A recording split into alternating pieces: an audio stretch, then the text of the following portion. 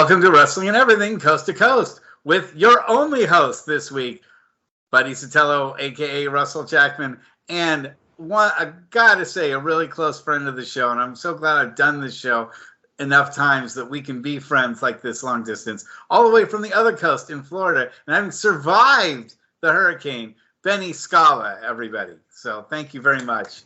That wasn't a double P sign. That's my IQ at the moment. Yeah. First of all, tell us about the hurricane, and what that was all about. Well, I mean, very fortunately, it was headed right towards Tampa Bay, and at the last second, it kind of took a little bit of a shift downwards towards Fort Myers. So thank God. I mean, I was doing a podcast. Actually, I did a podcast with Travis Orndorff, Paul's son, that Wednesday night, and I could hear the wind and the rain howling at the outside of my house, but that was the worst. I didn't even lose power. I mean, I had a potted plant that I had to pick up outside, so we really dodged the bullet here in Tampa Bay. Wow. It seems like that's usually, for whatever reason, these hurricanes, they just, they come towards us last second, they just decide to go somewhere else. Thank God. Yeah, no, I mean, absolutely. But still, you must know a lot of people that were devastated by. Well, even here in Tampa Bay, there's people. I was chatting with somebody today. They lost power. They were in Tampa. They lost power for a day and a half. But like down south, Fort Myers isn't that far from here.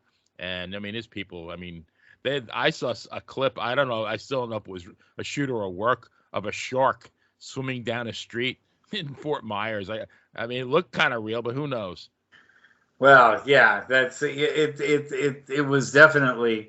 I mean, from the West Coast, we have our earthquakes, which happen, but really, to be honest with you, they haven't affected my life for the vast majority of my life. I'm 55, and I've actually felt maybe like 3 earthquakes or 4 earthquakes in my life. It doesn't happen as much. Well, the thing is, California's a big state, so I happened to live in San Diego for college, and that's when the '89 quake happened. And then I moved back up north, and then the Northridge quake happened in LA. And those are the 2 biggest quakes that have happened in in California during my lifetime. And to the Earth, if it's 10,000 years, it's the same as 10 seconds. Exactly. So the Earth doesn't care that it could take 1,000 years before having another big earthquake, or they could happen all the time. There's just one doesn't know that, and so life in California has always had this sort of temporal feel to it, as opposed to you folks on the East who get the warning about the hurricane and then the battening down and like, can you survive? It's a different kind of disaster. Honestly, that's the one thing that actually has kept me from living in California. I would move to California in a heartbeat, but that's the one thing that I'm scared to death of. With a hurricane, you see it coming a week in advance. An earthquake, you don't get that. No, I got to tell you, earthquakes have really not affected my life, living my lifetime in California. They've really now the fires, on the other hand, have been a big deal out here in California.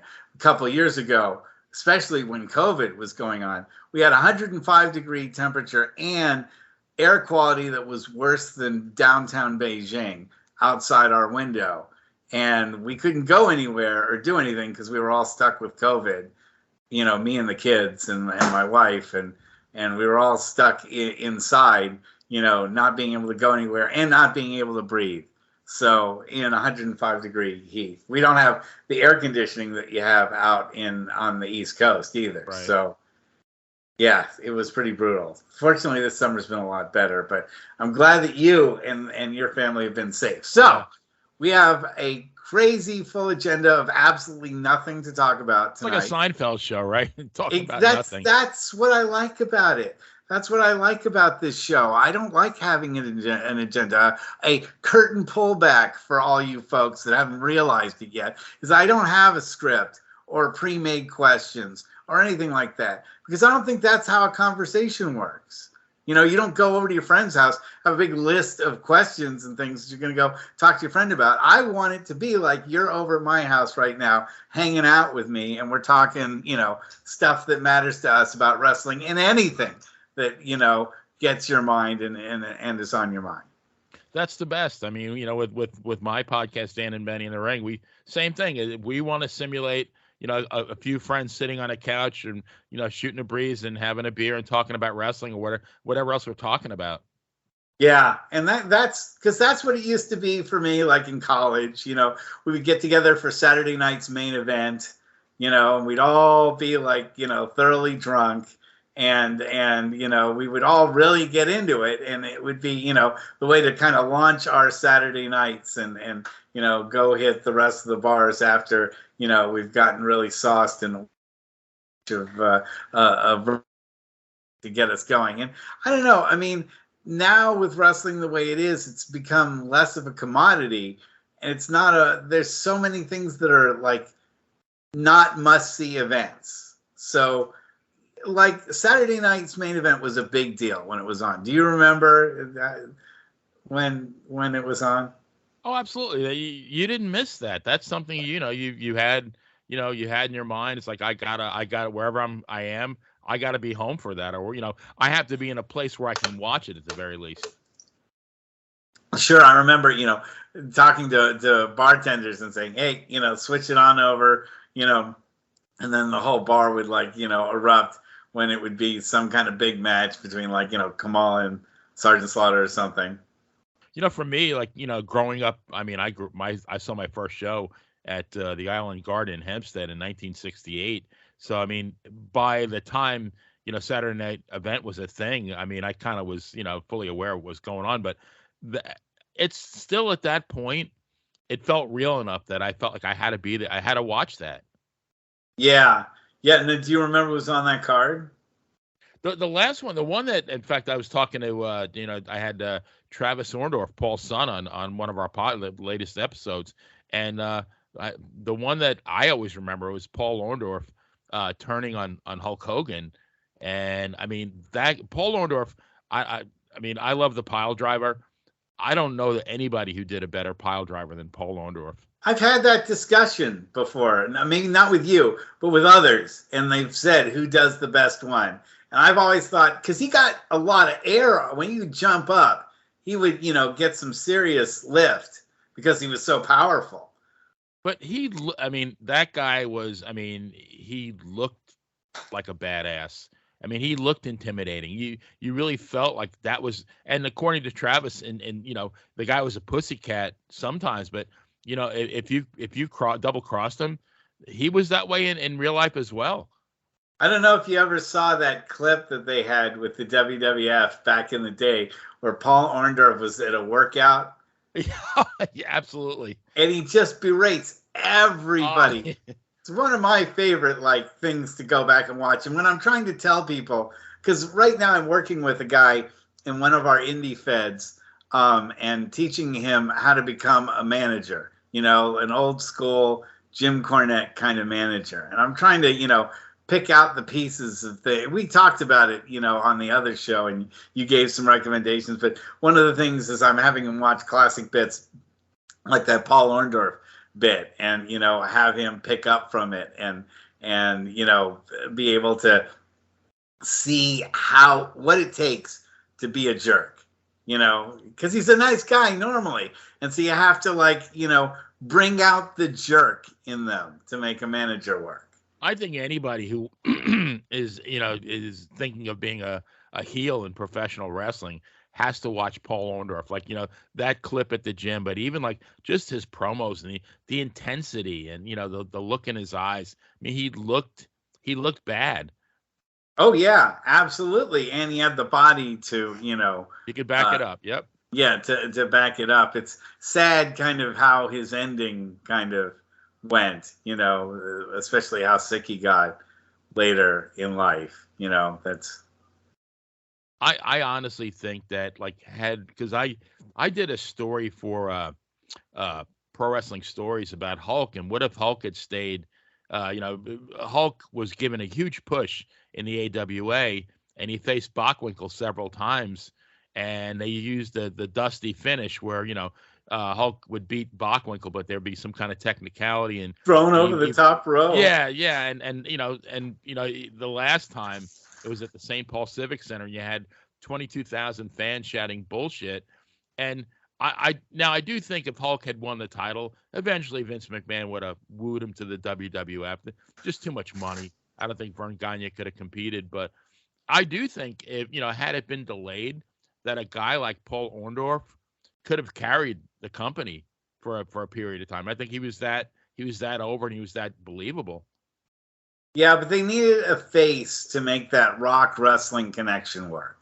Yeah. And Hogan had those ties with being in Rocky 3, and that was something that Vince really valued, so much so that it basically gave him the impetus to oust his father and, go with Hulk Hogan and turn the WWF into just the WWF. It was just, what do they call it? Serendipity, like everything at the right place at the right time. I mean, and Hogan was actually a musician at some point in Tampa, I believe. Sure. And he still plays, guitar. I know he had like an album that he did in Japan that was like a big celebratory thing. Oh, by the way, speaking of Japan, last time you were here, Antonio Inoki existed, and now Antonio Inoki does not. Your thoughts? When I think of Inoki, obviously like one of the all-time greats, definitely a legend, but because I'm a huge Bruno fan, I always think about the showdown at Shea Stadium between Bruno and Zbyszko. No, that was actually Bruno and Stan Hansen. Actually, I'm sorry, take it back. So that was Ali was gonna wrestle a boxing wrestling match on closed circuit, and I guess it wasn't drawing the kind of money that they thought it was going to draw. And Bruno had gotten a broken neck from Stan Hansen a couple of months before, and somehow, Vince McMahon is actually calling him while he's laying in the hospital with a broken neck. Bruno, I need you back. And somehow Bruno got back in the ring 2 months after his broken neck. And I guess if he hadn't done that, Vince McMahon had so much money invested in the promotion of Ali and Inoki that he might have went bankrupt. So that's my first thought with Inoki. But I mean, obviously one of the all-time greats. Oh yeah. Any particular match of Inoki's that you would recommend anyone go see? Or? No, not really. I mean, I the one match that I always hear about is, I think the guy's name was the great Antonio. Yeah, where he got beaten up severely. Yeah, he beat the living crap out of the guy. But I think Inoki tried to shoot on Bruno when they wrestled, and I think Bruno had to kind of give him, teach him a little bit of a lesson, made him humble, Iron Sheik style. Wow. But yeah, Inoki was, the guy was around forever, and obviously in Japan, and besides Shohei Baba, the guy was it. Yeah, no, he was definitely one of the people that brought Japanese wrestling to the forefront of the modern era. Okay, so I know another thing of yours is baseball. So for anyone who is just a pure wrestling fan, you can go ahead and tune away now. But you know what? Baseball it is, because right now we've got the start of the Major League playoffs. This is the first weekend of the. First of all, do you like the 3-game format? I do, because I think one game is really not. Anything can happen in one game, which in a way kind of makes it interesting. But I think 3 games is a lot fairer. You played 160. And it's a lot games. More money, Of course. For Major League Baseball, why not? Do you think it cheapens the regular season and the 162 games that you then come down to yet another run of the playoffs where they qualify so many more teams for postseason? You're talking to a guy who grew up that that had 10 teams in the American League and 10 teams in the National League, and only the pennant winner went to the World Series. So it's kind of evolved, and you have the ALDS, the ALCS, and now you have a wild card series. But I like it. The more baseball, the better. I kind of feel bad for. I have a lot of friends growing up in New York. a lot of my friends are Met fans, and now they're in the boohoo canoe because they're gone for the season. And that is one thing I have a question about, because I didn't grow up in New York, although my parents were from New York. So they moved out to San Francisco. They met in San Francisco, and I grew up in San Francisco. But there's always been this like giant what if in my mind. What if I grew up in New York? And so I am mystified by what makes someone a Mets fan versus what makes someone a Yankees fan. And you're a Yankees fan, so tell me what the difference is. Okay, and I'm very, very unusual because growing up, I was also a Mets fan. And the only reason why, though, was my dad was a service manager for a Chevrolet dealership in Farmingdale, Long Island. And one of his customers was the PR director for the New York Mets. So we could get, anytime I wanted to go, we could get press box passes to Shea Stadium.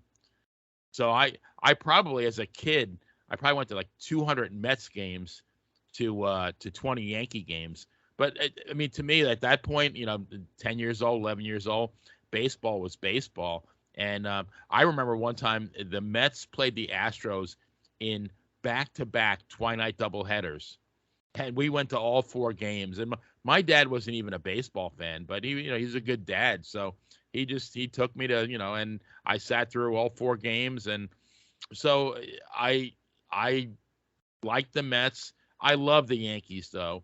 And as I got older, I kind of just my affiliation with the Mets kind of faded away, and I become a Yankee fan. Now I don't hate the Mets. I mean, I'm kind of giggling that they're out of the playoffs after winning 101 games and being in first place. I think all but 8 games or 8 days of the regular season, and then they blew it to the Braves, and that now they're gone. But the Braves have shown in the postseason that they kick it up another notch. They have that extra gear, which is how they won last year. They didn't have a great record last year, and they just beat the tar out of LA and worked their way into that World Series championship. So they might be positioning themselves. It's just when you get hot, but and all season long I had to listen to my friends who were Met fans talk about Buck Showalter, and that he was going to be the savior. And I said, you do understand that the guy has managed 20 seasons and his lifetime winning percentage was .503, and in 20 seasons had never won a playoff series. So what makes you think, and they would say, well, how about Joe Torre and Casey Stengel? They weren't good managers before they managed the Yankees. Well, that was true. But, I mean, we're not talking about the 61 Yankees or the 98 Yankees. We're talking about the 2022 Mets, and it's a whole different animal. So, yeah, I mean, their pitching was phenomenal, but they proved tonight, you got to actually, once your pitching can't get the job done, the rest of the team has to be able to swing the bat and get you something. Right. And they don't have something, whereas your Yankees have something, and that's the man with the golden bat, the Triple Crown winner. I hate to say it, but of course now he's going to negotiate his contract. I wouldn't be surprised if he was playing in your stadium next year. We're saying Aaron Judge, by the way. I left it dangling for you to here comes the Judge. All rise. But yes, I would not be surprised if he's going to want a lot of money. He is. I mean, it's probably going to be the biggest contract ever. Does he want to go to a park that is known for being difficult to hit home runs in? Not for Barry Bonds, but for everybody else who's been in there. Honestly, if that's his whole focus, then he should sign with the Red Sox, because, he'd hit 111 home runs at Fenway Park. I won't be surprised if the Red Sox don't make a serious offer towards him.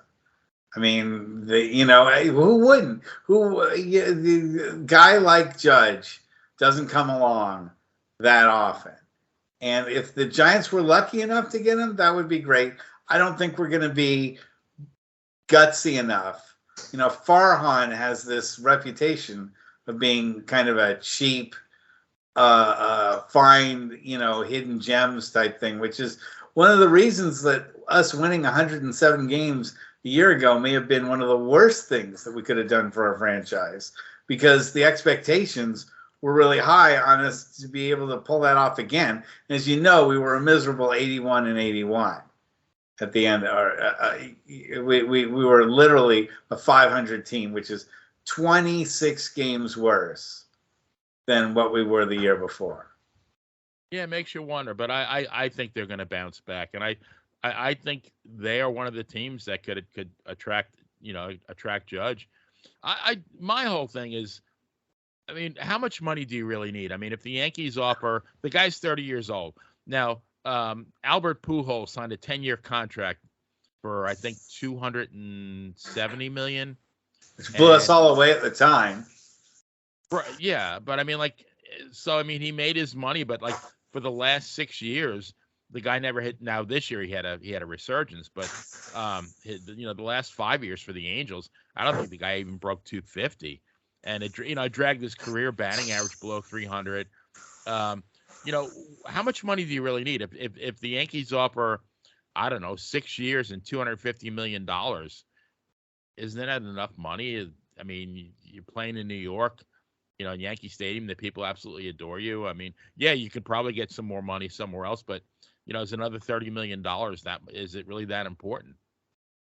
But we hear about these, the TV contracts, and now you have stuff going on like the Amazon Prime, taking over the football, football broadcasts on Thursday. If you don't have Amazon Prime, you don't subscribe to that, you don't get yourself a membership to it, you can't watch those games. So, I mean, and I'm, the trend obviously is going that way for everything, including, pro wrestling. We had another pay-per-view on this weekend, which from what everyone told me, the wrestling pay-per-view this weekend was nothing to write home about. And you could see whatever you saw basically on, Raw or, SmackDown. And that there was nothing, they're not like we were talking about with Saturday night's main event, where it was something special. These pay-per-views aren't anything special. And they usually have a rematch either on SmackDown or Raw, somewhere in the next week, because they run out of booking ideas. And they show you the highlights at least a week later or less. If you just don't want to go on the internet and just see them, posted by every Tom, Dick, and Harry once the show is over, So I don't know. I mean, the whole concept of a pay-per-view to me at this stage almost seems ridiculous, even when it's something like WrestleMania. You're talking to an old school guy who, I mean, and I'm sure you're kind of the same way. To me, wrestling is something that is meant to be seen in person. I loved going to the shows. I mean, yeah, do I like watching it on TV? Yeah, of course I do. But there's nothing like, going into an arena and watching it up close and personal.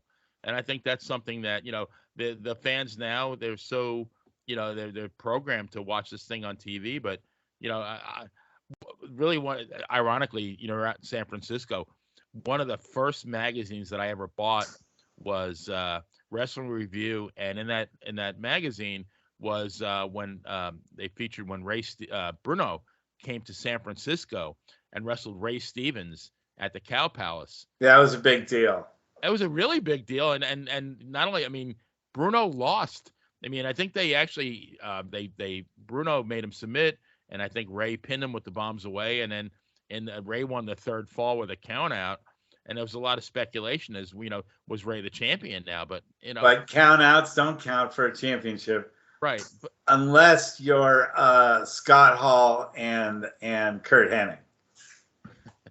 That's the only title I know of that got lost on a count out, was against Doug Summers and Buddy Rose, I think. Buddy Rose and be a pretty boy Doug Summers, but I mean can you imagine being there at the Cow Palace and Ray Stevens is the local guy, and he was our Ric Flair. There's no doubt about it. Or what Bruno Sammartino meant to New York, Ray Stevens meant, and Pat Patterson meant to the. Well, absolutely, and for Bruno, who, I mean, geez, he was Bruno. For him to go out and sit to San Francisco and actually put Ray Stevens over, that speaks volumes as to the kind of, performer that Ray Stevens was.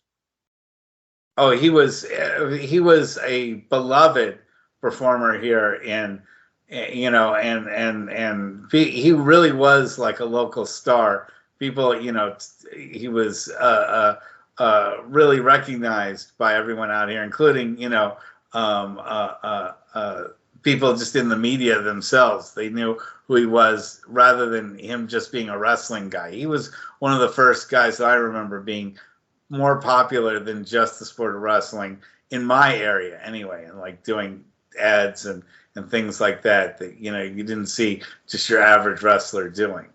But again, like I mean, as a kid, I could go to I was close to Nassau Coliseum. I went many times to Nassau Coliseum. Evan went to both the Garden and the Coliseum. I don't know. I believe you said you went to the Cow Palace on more than one occasion. Oh yeah. Oh sure. Yes. But that was something you look forward to. It's like, yeah, I mean, it's great watching it on TV, but to me, as an old school fan, there's nothing that beats going and watching the matches in person. Oh yeah. No, I went to a lot of stuff at Arco Arena too. I lived in Sacramento. I went to a number of shows at Arco Arena. In fact, I was really good at calling in radio shows and winning trivia contests when radio shows did that sort of thing back then. And I would get. What did you win based on what subjects?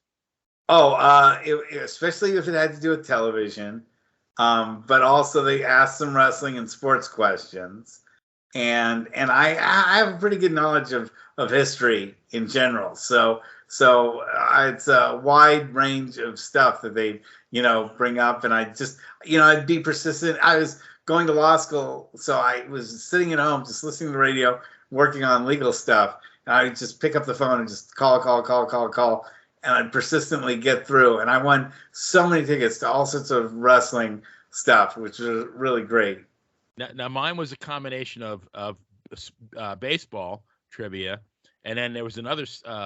When I lived in Hagerstown, Maryland, for a while, and the local station had the thing for forgotten oldies, I think it was called. So they play a song from like 1973, and you had to guess the artist and the song, and you could only win once a month. So I'd win, and then I just have somebody that I worked with turn on the radio, and I'd have them call and give them the answer, and so I probably won 11 times a month, even though I only won one time. Now that not the best prizes, but it was fun. Oh God, I won pizzas and T-shirts and tickets to WrestleMania and art and dinners out and stuff like that. So over the years it piled up, but the station eventually went under, and God, who knows? I mean, even this week we've gone through one of our news stations, KGO, is turning into a sports betting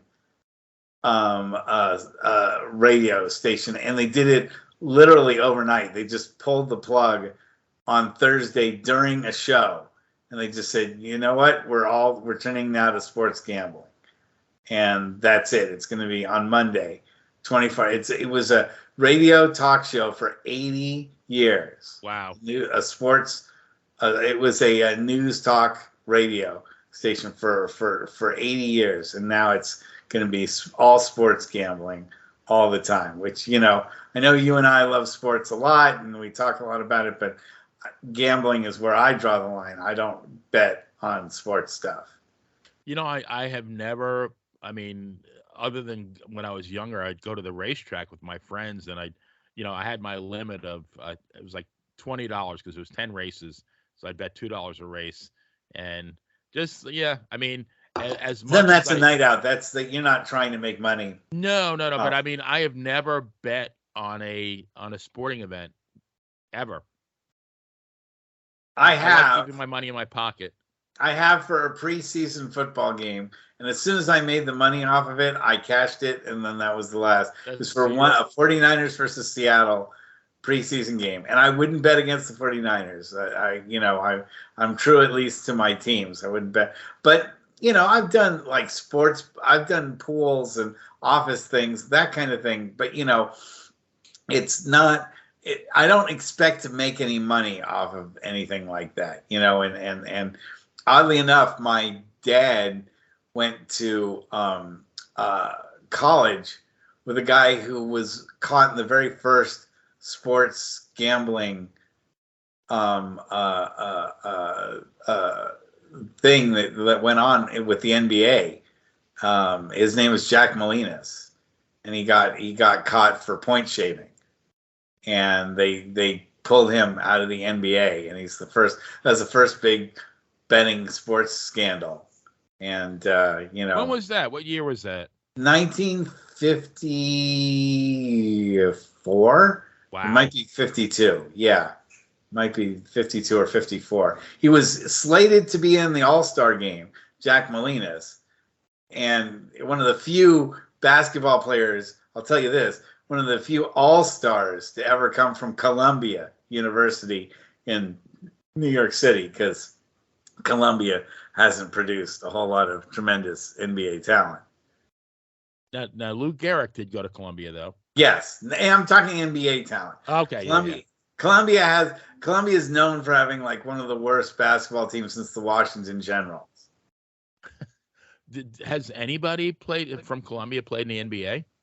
That's Jack Molinas. I think. Like after that, though. After that, I think you'd be hard pressed to find even one player from Columbia.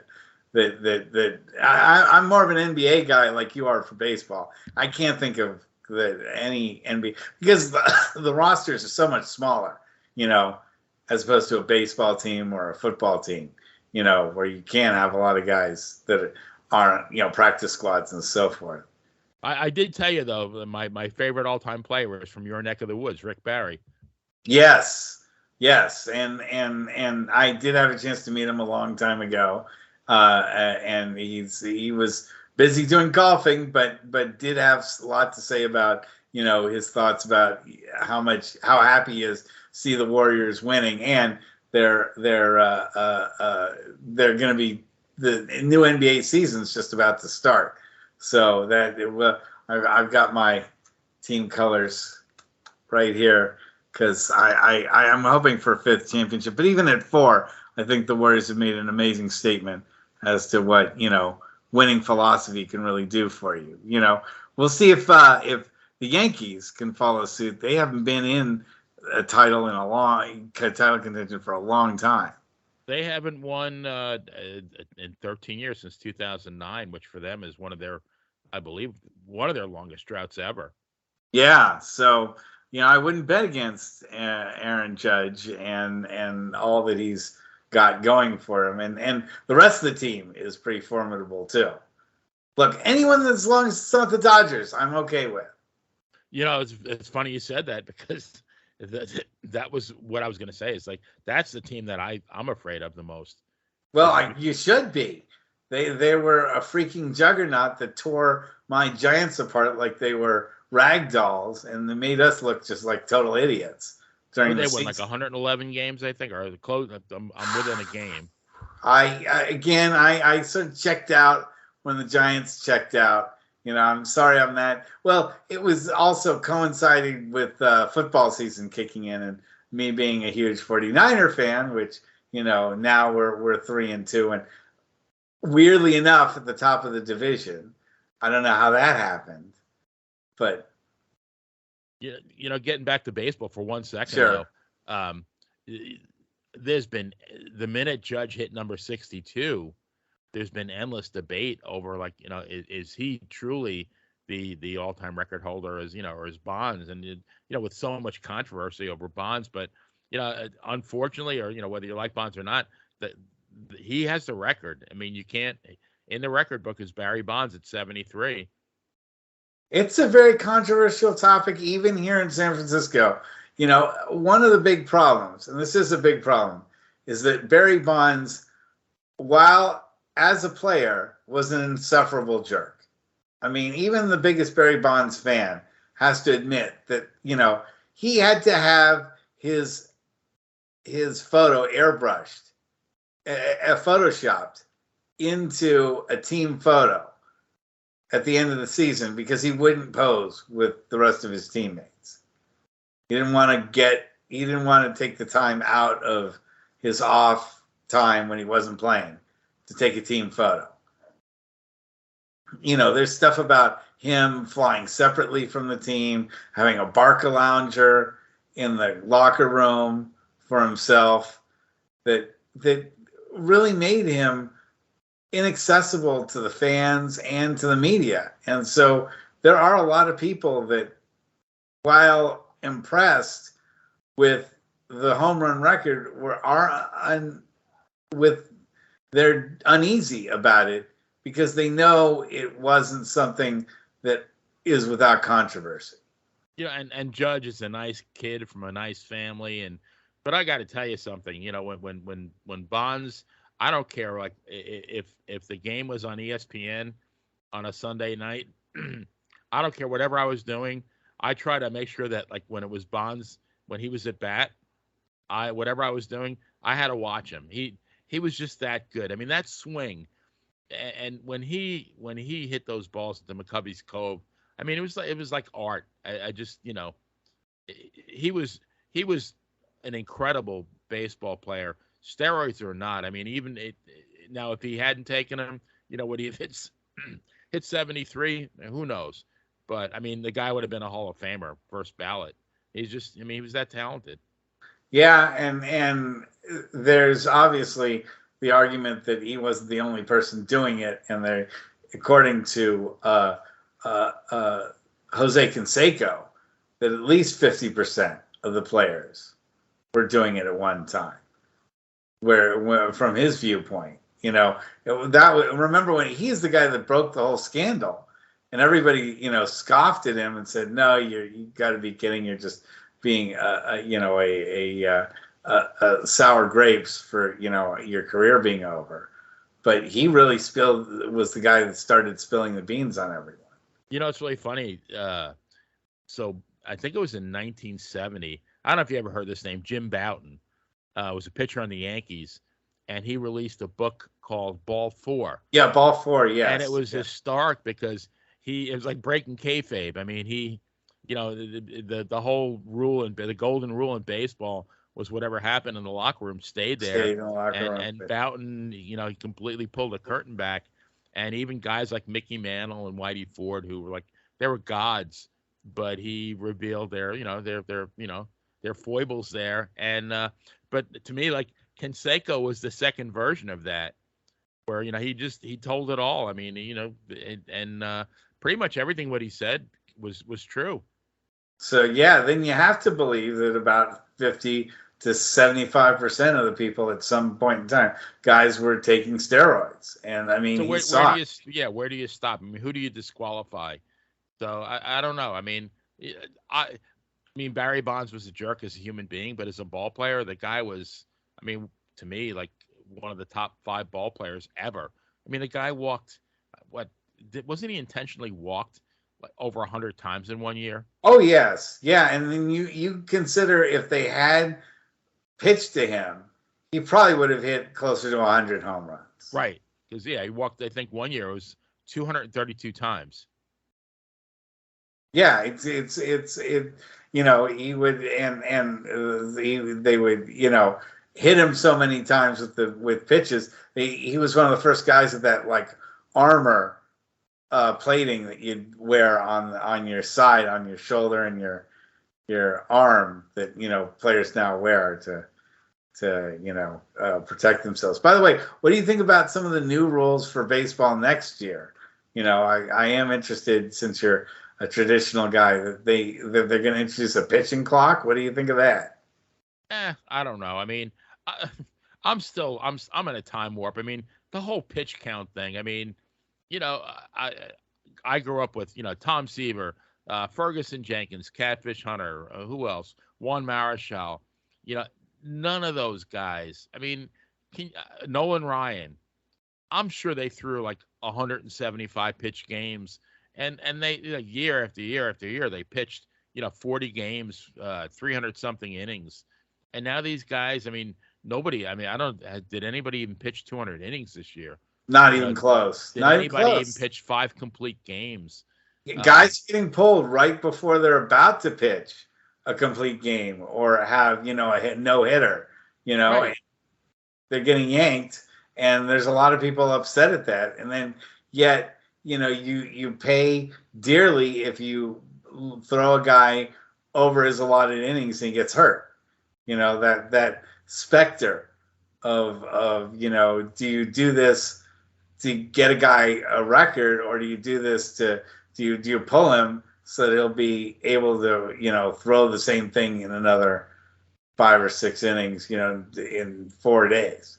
My question is, like, why are these guys, like, why do they get hurt? I mean, you're talking about 40 years ago, a guy like Bob Gibson threw like 30 complete games, and God forbid the manager came out in the 8th inning to try to yank him. I mean, They were all his balls weren't 100 miles per hour. maybe that's what it is, because these guys, I mean, they have the benefit of modern technology as far as exercise and nutrition and everything else. But Benny, I think the most unnatural thing in all of sports is the way a pitcher throws a baseball.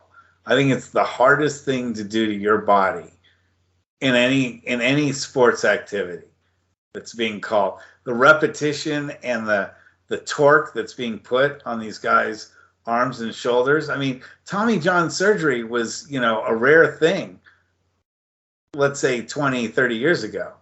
It didn't exist before Tommy John, right? But it's now, it's like a third of the pitchers have had it.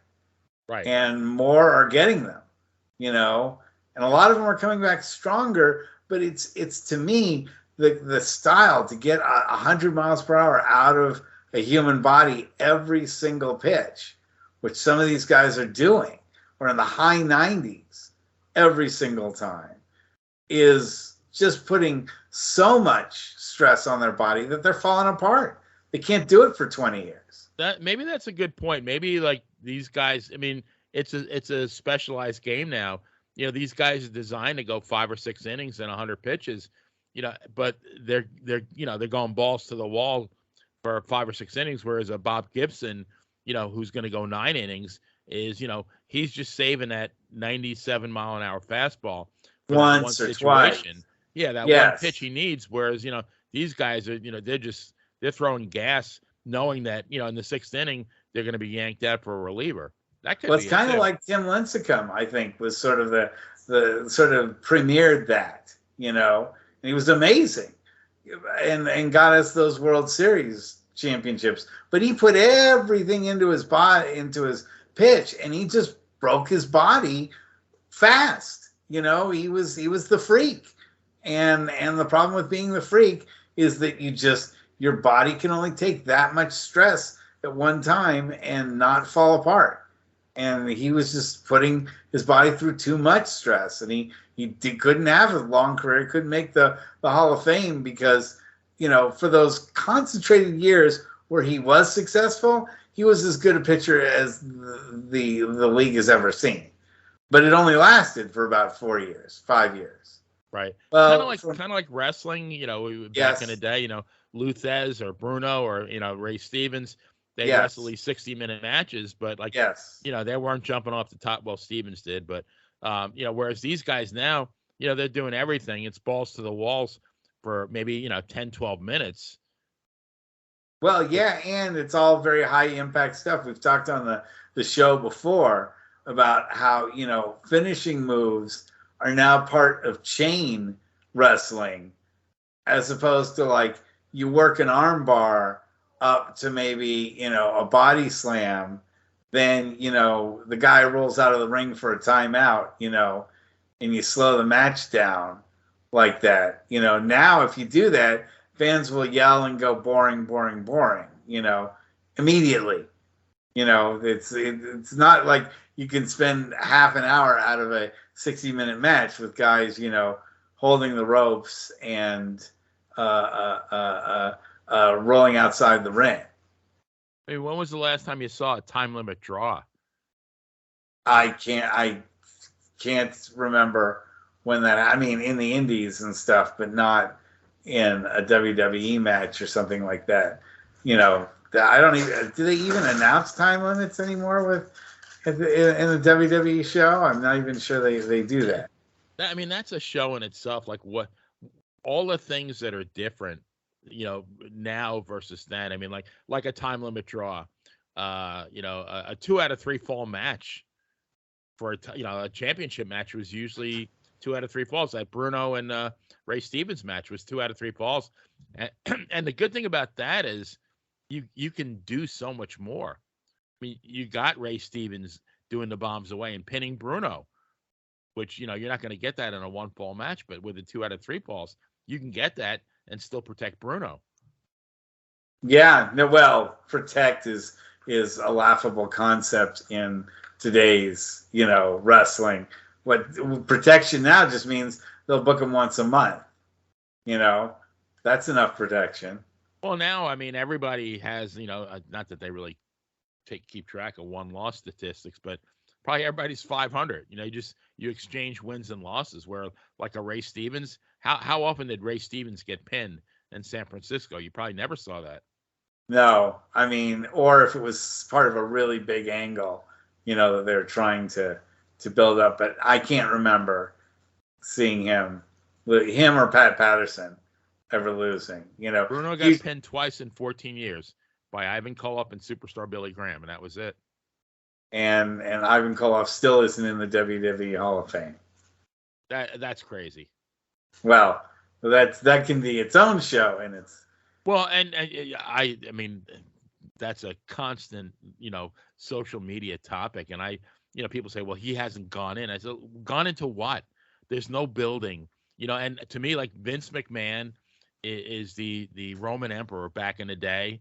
Whether it feeds somebody to the lions or not, with the thumbs up or the thumbs down, and for whatever reason. I mean, you got guys like Dominic DeNucci, you got Ken Patera, you got Koloff, all these great guys that they're Hall of Famers anywhere else, but they're not for whatever reason. And I know there's got to be some kind of backstory behind it. I think with Koloff, maybe wasn't he involved with the lawsuit with the concussions? Yes. And I don't think Bret Hart is in. No, Bret's in. Oh, Bret is? Okay. Yeah, somehow he's in. Yeah. It took how many years to get Bruno in? I know that Benoit will never be in there. No, Benoit will never. No. It's but is Eddie Guerrero in the Hall of Fame? Yes, I believe. Okay. Is. See, I don't even. That's how little I know about it. I'm not even sure who's made it and who hasn't. I know the Kid Rock is in there, and I think that's and the Bella twins are in, and Ivan Koloff's not. So like that what kind of credibility? Yeah, I think either when the Bella twins went in, or Kid Rock went in, or Beth Phoenix went in, I think that's when I said I'm out. Good night, ladies and gentlemen. I'm done with the Hall of Fame. I literally, would rather just make one up myself, or see if Pro Wrestling Illustrated still has the ability to. Or even the International Wrestling Professional Hall of Fame out of Albany. To me, that's a lot more legitimate, and they actually have a selection committee, and they vote, and it's a lot more legitimate. Kind of like the baseball writers. What do you have to get? 75%, I think, of the vote to get in. I mean, yeah, it's pretty big number. But I mean, to me, like when somebody says the WWE Hall of Fame, it's like, where is this Hall of Fame? Where's the building? Where can I buy a souvenir? Like it's crazy. But yet, I mean, to somebody like Dominic DeNucci, who I personally knew, and I mean, the poor guy died not being inducted, and I'm sure it would have meant the world to him, and he deserved it. I mean, the guy was, I mean, people remember his later years in the WWE when they kind of used him as an enhancement talent to put people over, but he was like in his 50s by then. Same with Baron Cicluna. But these guys, they were world champions back in the day, for many, many years, and they deserve it. Yeah, and really, the amount of effort and time and money it takes for Vince to put something like that together would take him, a couple of hours, and if you can find a way to get Drew Carey in there, right? You can find a way to squeeze in, a guy who was actually a world champion or someone that, wrestled for so many years, especially now that Vince owns all of the NWA, all the early WCW, NWA stuff, and all the WWF stuff, and all the AWA stuff. It's kind of his responsibility, if he's going to own all that history, to compile it together and remind people about it, which is one of the reasons why kids today don't, not sounding too old manish, but kids don't really. It's become a competition between what used to exist and what exists now, instead of us, like, I think I can speak for you when I say us. We believed in the lineage of champions, and like that there was something kind of respect worthy of the previous winners of all these other titles, that they meant something. Like, a demolition title meant as much as, say, a Bruiser and Crusher tag team championship, or Adrian Adonis and Jesse the Body Ventura, having their titles in the AWA, or Scott Hall and Kurt Hennig, that those lineage of that championships meant something, and that those guys were all equally great to be champions to get to that certain level. Nowadays, kids don't look at today's champions as having anything to do with the previous generations. And so they literally say, like, well, those guys were all jobbers, and they were, they fought so slow, and they didn't have, a finishing move where they busted the guy through 5 flaming tables and set him on fire. Yeah, and I think a lot of, I'll go on Facebook and it'll be called an oldies page, and they'll say, give me your Mount Rushmore of great wrestlers, and somebody will put, like, I don't know, like Coco Beware, and it's like, well, how about this guy named Bruno Sammartino, or Ray Stevens, or Nick Bockwinkel? They don't really. And then, like, if I'll bring up Bruno, and then somebody will say, well, he only wrestled once a year. Like, are you kidding me? The guy wrestled. He was a champion for almost 8 years, and he only took Sundays off. He literally wrestled over 300 times a year. Evans' movie says it all, the 350 days. Those guys were on the road. Literally just about every day wrestling. So, if people, I don't think people take the time, especially the younger people, they don't realize what happened in the past and the significance of it. So I think we're both saying the same thing, but learn your history. Well, but I'm blaming Vince for not bringing that history forward. Oh, absolutely. More. Yeah. I don't think Vince wants anybody to know anything before, like, 1983, before he, that was his creation. That's the timeline. Anything before that. And I think that's why so many of the older wrestlers, like even like a Waldo Von Erich, who people like Evan's going to remember that. I'm sure you remember Waldo, but because he didn't wrestle for Vince, I don't think Vince really cares if anybody remembers him or not. Sure, and you see very little about Japanese wrestling. You see very little about, anything by the World Wrestling Council, like the Carlos Colon stuff and Abdullah the Butcher stuff. That stuff is also not, talked about at all in the and really a lot of the Southern wrestling, the great stuff from the South, even though Vince owns it. He should be really running stuff from Smoky Mountain, Mid-South, Memphis, back in the early 80s. Memphis, I don't know if you've seen the Tales of the Territories yet. I watched half of the first episode, but it looks like it's going to be pretty good. Pretty brutal. It's pretty brutal. It reminds you of just like how crazy that territory really was. I'm glad, I wasn't necessarily doing any. Would have been interesting to be part of such a legendary scene of wrestling, but on the other hand, some of the stuff that they went through was so intense.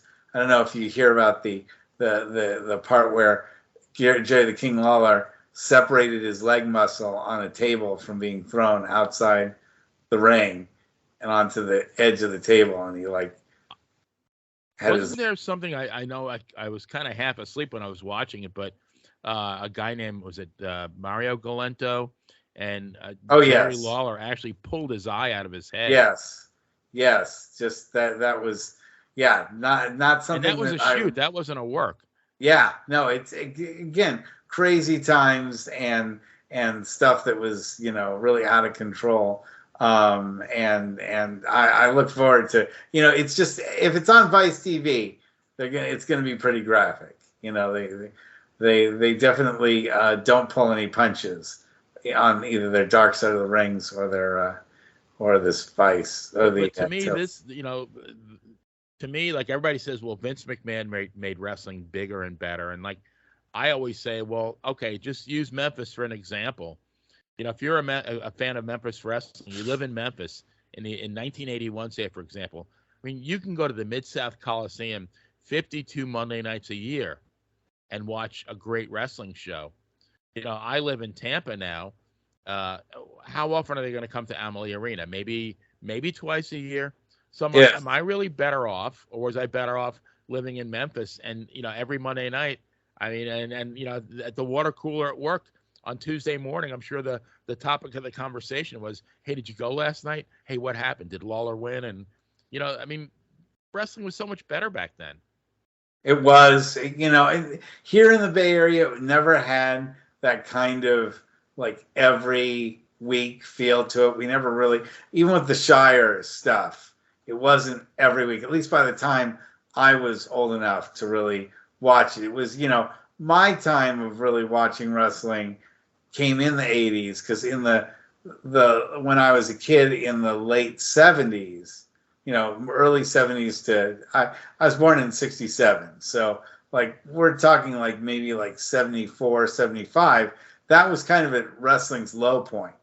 And so it really wasn't on TV much, and they didn't do a lot of shows in San Francisco, and it didn't perk up until the mid 80s, when wrestling got big again with Hulk Hogan and so forth. Well, that was San Fran was a stop for at that point in the early 80s was for the AWA too, right? Yes, we were really in AWA territory, and Vince would run shows in Oakland, but the AWA belonged to the Cow Palace belonged to the AWA. So we would see stuff, sometimes WWF matches, and then later, once Arco Arena was built in Sacramento in the early 90s, that's when late 80s, mid 80s, 86 is when they built Arco Arena. From there on, it was sometimes easier to go to shows in Sacramento than try to go through traffic in San Francisco or to Oakland. So a lot of people went to shows out at Arco in Sacramento. So that's kind of where the NorCal scene was. I'll go to my grave, though. To me, like, wrestling was always meant to be a local thing. Local wrestlers, local shows. I mean, when you lived in, again, use Memphis for an example. I'm sure that when Jerry Lawler or Jimmy Valiant, when they walked down that aisle, they knew those fans because they were there every week.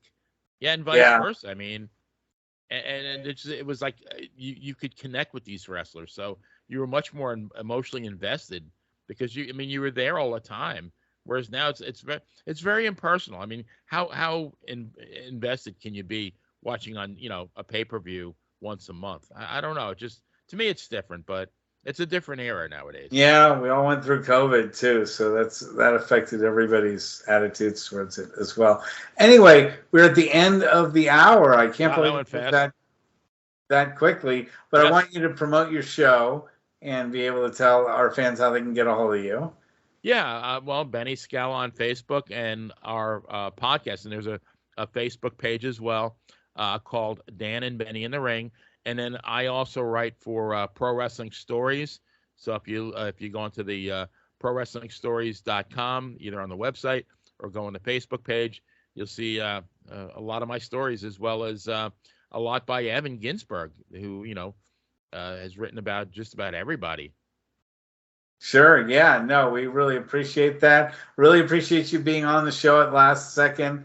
But this has been a lot of fun. We've talked about doing another baseball show, back and forth. So It was hope we, semi-baseball, right? I mean, yes, I hope we got enough wrestling in there for our fans to put up with our baseball banter. maybe the next time we can talk about highlight. Exactly, or the turtle races or something. Yeah, there you go. Anyway, thank you so much for being on, and we'll have you on as a guest again, hopefully with more notice. Absolutely. And I'm looking forward to being on your show very soon. Yeah, actually on the 25th. So that'll be fun also. No, all right, 18th. Give my regards. I keep getting that wrong. It's the 18th. It's a week from 18th. Tuesday. Yes. So, and I'll be looking forward to a whole new dialogue with. We're going to talk about the history of wrestling managers. Yes, that'll be fun. That'll be a lot of fun. All right. Well, good night, everyone. We'll see y'all next week. Night, folks. Good night there.